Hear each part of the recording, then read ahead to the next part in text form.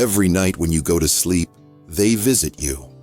The ghosts of who you could have become if you'd taken that risk, applied for that job, told that person how you felt. They're the versions of yourself that never got to exist because you were too afraid to fail. But what if failure isn't your enemy? What if it's the exact thing you need to become who you're meant to be? These 5 crucial lessons will completely transform how you view the rejections and setbacks that have been holding you back. The hidden danger of playing it safe. We've been raised to believe that playing it safe is smart. Stay in your lane. Don't rock the boat. Follow the well-worn path. But what if I told you that safety is an illusion? That comfort zone you cling to isn't protecting you. It's slowly suffocating your potential. Think about it. What job opportunity did you pass up because it seemed too risky? What relationship never blossomed because you were afraid of rejection? What dream have you buried so deep that you pretend it never existed?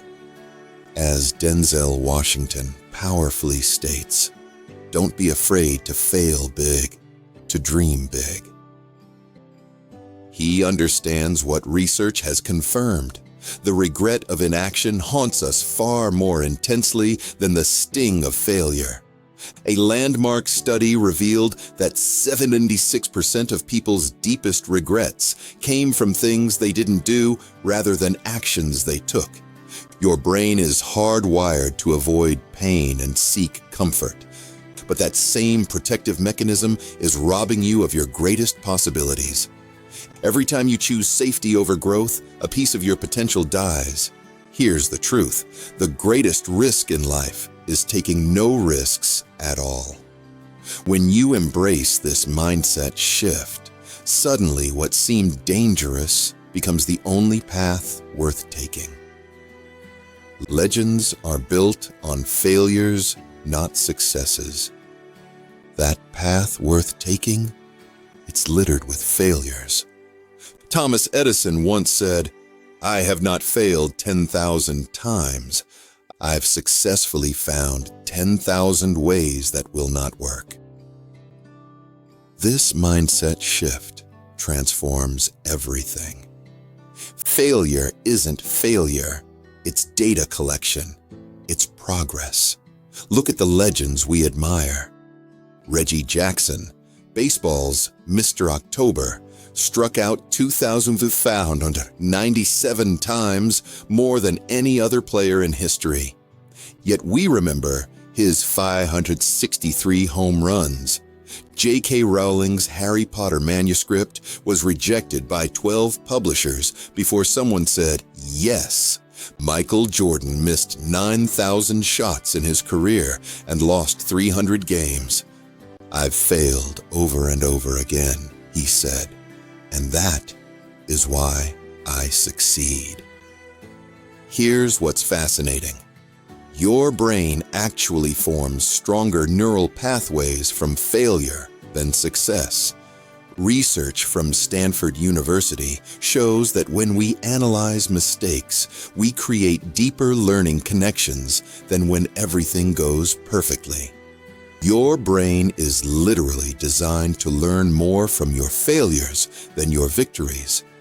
Every rejection letter, every missed shot, every business that didn't launch, they're not counting against you.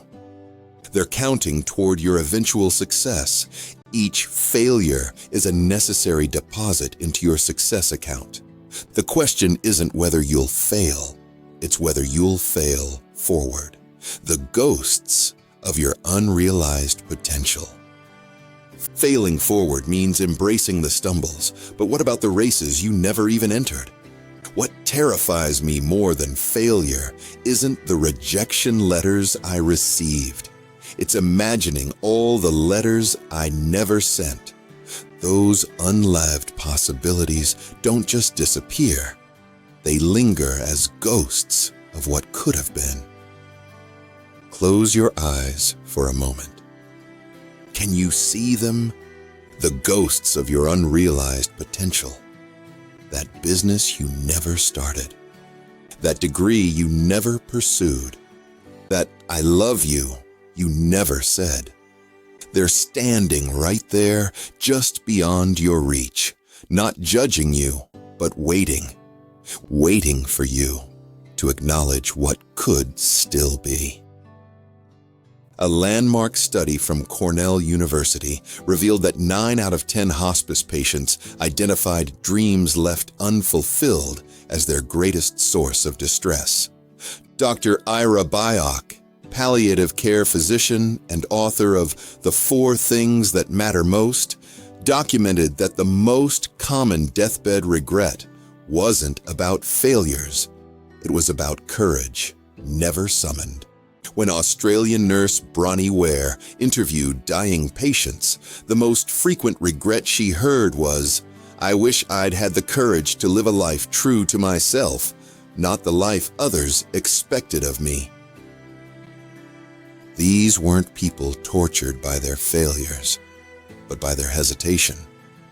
You see, discipline might feel painful today, but it's nothing compared to the agony of looking back at a life half lived, wondering what might have been if you'd just taken that chance. The pain of discipline is temporary. The pain of regret, that's permanent. Rejection, the redirection. You didn't know you needed. Those rejections that feel like arrows to the heart. They might just be the universe's way of pointing you somewhere better. Ever had a door slammed in your face only to discover a window opened instead? I certainly have. 3 years ago, I was rejected for what I thought was my dream job, the position I'd spent years preparing for. The hiring manager's words still echo. "We're looking for someone with a different energy." Different energy? I was devastated. For weeks, I questioned everything about myself. My skills, my personality, my career choice. Nothing felt solid anymore. I'd lie awake, replaying that interview, mentally rewriting my answers, wondering what version of me would have been enough. The rejection felt personal, like a judgment of my very essence. But here's the plot twist. That rejection forced me to apply for a position I would have otherwise ignored. It was slightly outside my comfort zone, but they saw something in me that the other company missed. Not only did I land the role, but it opened doors to opportunities I couldn't have imagined existed.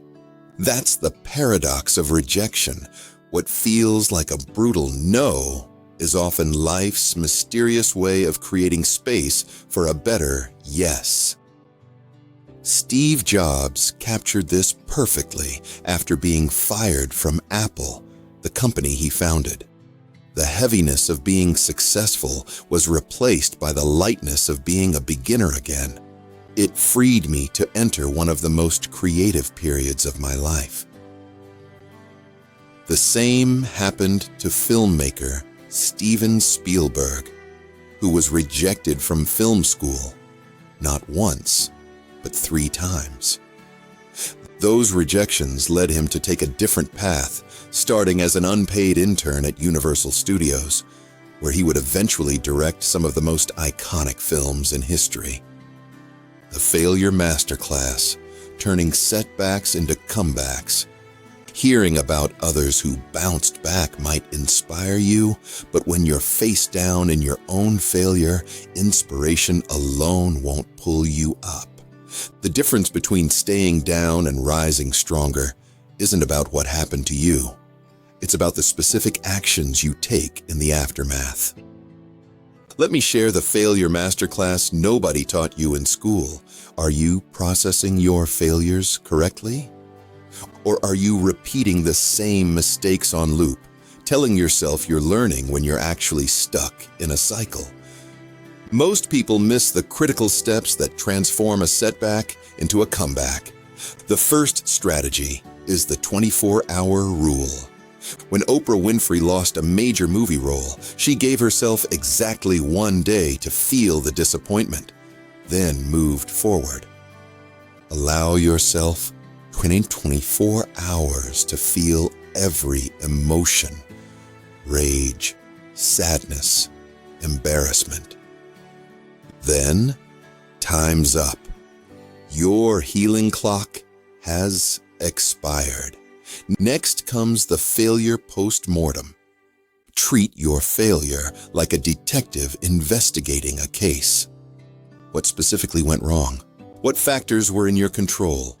Olympic champion Simone Biles practices this after every competition, dissecting each movement to identify precise improvements. The third approach is the gratitude shift. When Sarah Blakely's first Spanx prototype failed, she immediately listed 3 things the failure taught her that she couldn't have learned otherwise.